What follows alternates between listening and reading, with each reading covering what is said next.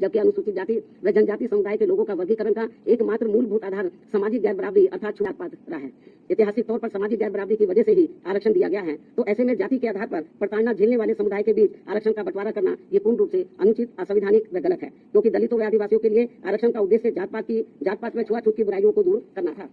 साथ ही दिनांक 1 अगस्त 2024 के माननीय सुप्रीम कोर्ट के निर्णय अनुसार अब राज्य सरकारें अनुसूचित जाति व जनजाति का उप वर्गीकरण कर सकते हैं, जो कि असंवैधानिक है एवं उचित नहीं है। इतना ही नहीं बल्कि अनुसूचित जाति एवं जनजाति समुदाय का उप वर्गीकरण जिसे माननीय सुप्रीम कोर्ट ने अनुमति दे दी है, इसे अब राजनीतिक दलों द्वारा राजनीतिक हथियार के रूप में उपयोग किया जाएगा। जहाँ एक तरफ राजनीतिक दल अपने राजनीतिक उद्देश्यों को पूरा करने के लिए कुछ अनुसूचित जाति व जनजाति वर्गों को हाशिए पर धकेल देंगे और उनके लिए पक्षपात का माहौल बनाकर अपना उद्देश्य पूरा करेंगे, तो वहीं दूसरी तरफ अनुसूचित जाति एवं जनजाति के इस उप वर्गीकरण के कारण काफी पद रिक्त रह जाएंगे और आगे चलकर फिर उन पदों के अनारक्षित श्रेणी में तब्दीली हो जाने की प्रबल संभावनाएं होंगी। अतः जिस मुख्य उद्देश्य के लिए परम पूज्य बाबा साहब डॉक्टर भीमराव अम्बेडकर ने संविधान के तहत अनुसूचित जाति एवं जनजाति वर्ग को आरक्षण दिया था, उसे अब एक प्रकार से प्रभावहीन बना दिया जाएगा अर्थात खत्म कर दिया जाएगा। वैसे भी खासकर बीजेपी, कांग्रेस व समाजवादी पार्टी आदि हमेशा से ही एससी व एसटी वर्गों को मिल रहे आरक्षण के विरुद्ध रहे हैं और इसलिए इनके वकीलों ने उप वर्गीकरण की काफी जोरदारी से कोर्ट सामने अपनी दलीलें भी रखी हैं और इसे खत्म करने की सिफारिश में ये पार्टियां हमेशा प्रयासरत रहती हैं। समाजवादी पार्टी ने तो संसद के भीतर ही पदोन्नति में आरक्षण संबंधी बिल को ही बीजेपी और कांग्रेस की मिलीभगत से फाड़ दिया था, जिसे आज तक केंद्र सरकार संसद में दोबारा नहीं ला सकी है, जिसकी वजह से माननीय सुप्रीम कोर्ट के नागराज के निर्णय एससी व एसटी कर्मचारियों को पदोन्नति में आरक्षण संबंधी लाभ से वंचित रहना पड़ा है। तथा अब इसी प्रकार से इस नए निर्णय दिनांक 1 अगस्त 2024 के तहत अंत में हमेशा के लिए ही इन वर्गों को आरक्षण से वंचित करेगा और इससे फिर बीजेपी, कांग्रेस व समाजवादी पार्टी आदि को आरक्षण खत्म करने के लिए इन्हें संविधान बदलने की भी जरूरत नहीं पड़ेगी। और यही कारण है कि इन पार्टियों ने केंद्र सरकार व राज्य सरकारों की तरफ से उचित पैरवी भी नहीं की है और काफी कुछ उप वर्गीकरण के पक्ष में दलीलें रखी हैं, जिससे कि मौजूदा चल रहे आरक्षण के विरुद्ध निर्णय आए। और एनडीए व इंडिया अलायंस की सभी पार्टियों की नीयत ठीक होती और वो एससी व एसटी को मिल रहे आरक्षण में छेड़छाड़ आदि करके उसे खत्म नहीं करना चाहते, तो फिर मेरी इन सभी पार्टियों से ये अपील है कि ये सभी पार्टियां इस विषय पर, इस मुद्दे पर देश के समूचे एससी व एसटी समाज के समक्ष अपने स्पष्ट करें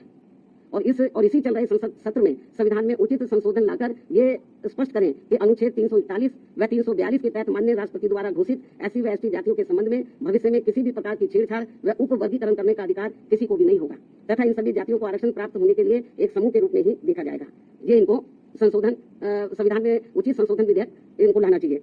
और ये सब लाकर इनको संविधान के लिए इसको शामिल करना चाहिए ताकि फिर भविष्य में कभी भी जो एससी एसटी का आरक्षण है उसके साथ किसी भी प्रकार का कोई छेड़छाड़ आदि न हो सके। हालांकि ये नौबत नहीं आती यदि इसको बहुत पहले ही संसद द्वारा संविधान की 9वीं सूची में डाल दिया जाता। हमारी पार्टी ने लोकसभा के अंदर भी और राज्यसभा में भी इस मामले को अनेकों बार उठाया है, लेकिन इसको टाल दिया गया क्योंकि जब बीजेपी पावर में रहती है वो भी इसको टाल मटोल करती है, इस मामले को कांग्रेस पावर में रहती है तो वो भी इस मामले को टालमोल कर देती है। इसलिए स्पष्ट है कि चाहे कांग्रेस हो, बीजेपी हो या अन्य पार्टियां हो, उनकी वीकर सेक्शन के मामले में, खासकर दलितों व आदिवासियों के मामले में अभी इनकी जातिवादी सोच बदली नहीं है। मुझे नहीं लगता है कि ऐसा कुछ ये पार्टियां कर पाएंगी। इसके साथ साथ मेरी इस देश के सभी अनुसूचित जाति व अनुसूचित जनजाति वर्गों के लोगों से ये खास अपील भी है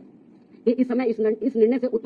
उत्पन्न स्थिति को अपने व अपने बच्चों के भविष्य तथा अपने संवैधानिक अधिकारों को नुकसान होने से बचाने के उद्देश्य से तथा बाबा साहब डॉक्टर भीमराव अम्बेडकर के द्वारा अपने अथक प्रयासों से इन वर्गों को जो संवैधानिक अधिकार दिलाए गए हैं तो उन्हें खत्म होने से बचाने के लिए इस स्थिति को अपने लिए एक आपातकालीन की स्थिति समझते हुए इन्हें एकजुट होना पड़ेगा तथा मात्र अपने अपने राजनीतिक स्वार्थ व दबाव से प्रेरित न होकर यहाँ सभी राजनीतिक पार्टियों के ऊपर दबाव डालकर उचित संवैधानिक संशोधन लाने के लिए मजबूर करना पड़ेगा। इस खास अपील के साथ ही अब मैं माननीय सुप्रीम कोर्ट से भी ये पुरजोर अपील करती हूँ कि वह देश में एससी व एसटी वर्गों के हितों में अपने 1 अगस्त सन 2024 के दिए गए फैसले पर खुद ही पुनर्विचार करके इसमें मेरी इन सब बातों को खास ध्यान में रखते हुए जरूरी बदलाव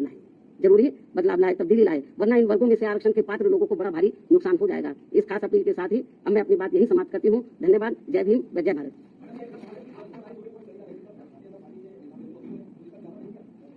नहीं, उसका खिलाफत इन्होंने नहीं किया। वो पूरा उन्होंने तो बल्कि इस मामले में वो ऐसी दलीलें रखते रहे कि जिससे माननीय सुप्रीम कोर्ट को ये फैसला देने में उनको और मदद मिल गई, चाहे तो कांग्रेस की ओर से वकील खड़े हुए या सरकार की ओर से खड़े हुए हो, इन्होंने एक प्रकार से माननीय सुप्रीम कोर्ट की मदद ही की है इस मामले में। तो इससे जाहिर हो जाता है कि इनकी इंटेंशन सही नहीं है और ये लोग एससी और एसटी को जो रिजर्वेशन मिल रहा है इसको सीधा खुद ना खत्म करके माननीय कोर्ट के जरिए, जुडिशरी के जरिए इसको खत्म करना चाहते हैं और इसमें ये लोग काफी हद तक कामयाबी हो गए हैं और हमारी पार्टी इसको लेकर बड़ी चिंतित है।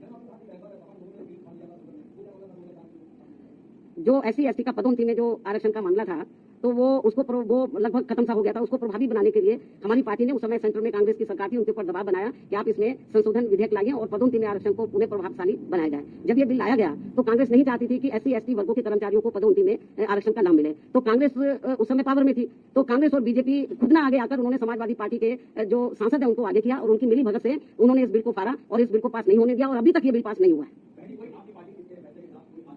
नहीं, अभी आंदोलन मैं आपको जो बताया ना कि हम लोग तो बीजेपी कांग्रेस को ही कोस सकते हैं, क्योंकि इनके वकीलों को सही पैरवी करनी चाहिए थी, सरकार को सही पैरवी करनी चाहिए थी। हमने माननीय सुप्रीम कोर्ट से मीडिया के माध्यम से हमने उनसे अपील की है आज कि वो अपने इस फैसले पर पुनर्विचार करें, इस फैसले को बदले, वरना इस देश में जो करोड़ों दलित और आदिवासी समाज के लोग हैं तो जिनको अपने पैरों पर खड़े करने के लिए परम पूज्य बाबा साहब डॉक्टर अम्बेडकर ने जो इनको आरक्षण की सुविधा दी थी, यदि ये खत्म हो गई तो बड़ा मुश्किल हो जाएगा। और जो लोग ये कहते हैं कि SC में या ST में जो जातियां मजबूत हर मामले में आर्थिक तौर पर मजबूत हो गई हैं, तो उसमें से मैं समझती हूँ मुश्किल से 10 या 11% लोग मजबूत हो गए होंगे, बाकी 90% लोगों की हालत तो बहुत ज्यादा खराब है। लेकिन माननीय सुप्रीम कोर्ट के इस फैसले से जो लगभग 90% लोग जिनको अभी आरक्षण की जरूरत है तो वो तो और ज्यादा पिछड़ जाएंगे, उनको ये आरक्षण अब मिलेगा नहीं इस निर्णय के अनुसार, यदि उन जातियों को निकाल दिया जाएगा। बहुत बुरा हुआ है ये। और केंद्र और जबकि बीजेपी को चाहिए, वो अपने आप को कहते हैं कि हम SC ST समाज के हिमायती हितैषी हैं, उनको चाहिए पहली बात तो इस केस की पैरवी उनको सही तरीके से करनी चाहिए, उन्होंने नहीं की। कांग्रेस ने भी ढुलमुल रवैया अपनाया। ऐसी स्थिति में मेरा बीजेपी की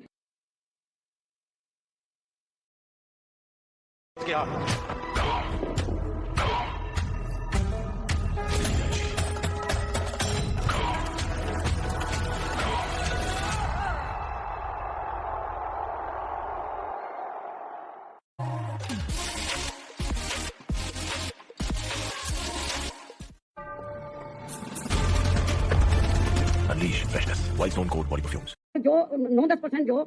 जाटव या इससे मिलती जुलती जातियों की स्थिति आर्थिक स्थिति सुधर भी गई है, लेकिन समाज में तो आज भी जातिवादी लोग उनको पुराने नजरिए से देते हैं, जात पात तरीके से देते हैं। इसलिए अभी इन सबको रिजर्वेशन की बहुत ज्यादा सख्त जरूरत है।